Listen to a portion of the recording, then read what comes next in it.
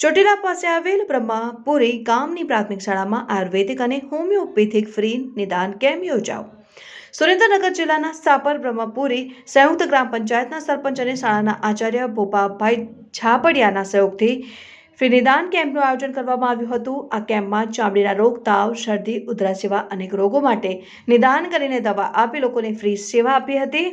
તેમજ ગામ લોકોને રોગોના લક્ષણો દેખાય તો તરત જ ડોક્ટરની સલાહ લેવા જાગૃત કરવા અપીલ કરી હતી। આ કેમ્પમાં ધાંધલપુર સરકારી આયુર્વેદિક ડોક્ટર શ્રી ઇનાયન સેરસિયા, ધાંધલપુર સરકારી હોમિયોપેથિક ડોક્ટર પુનિતભાઈ જેઠવા, શાળાના આચાર્ય ભોપાભાઈ ઝાપડિયા, ગ્રામજનો અને શાળાના બાળકો ઉપસ્થિત રહ્યા હતા। જેમાં સાથે દર્દીઓને ફ્રીમાં ચેકઅપ કરીને મફત દવાનું વિતરણ અને રોગ પ્રતિકારક આયુર્વેદિક ઉકાળા અને હોમિયોપેથિક અને આયુર્વેદિક દવાનું વિતરણ કરવામાં આવ્યું હતું। Reporter Mukesh Khakkar, Tanna news.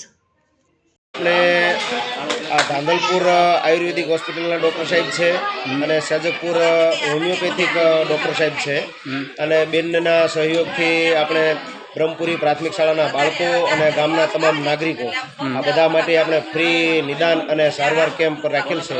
તમામ દવાઓ જે કાંઈ એને કદાચ જે કાંઈ દવાઓ થતી હોય કે કાંઈ સારવાર કરવાની હોય તો એ તમામ ફ્રી છે। અને આયુર્વેદિક એટલા માટે કે આ દવાઓ કોઈને આડઅસર કરતી નથી અને રોગ છે જળમૂળમાંથી નાશ કરે છે।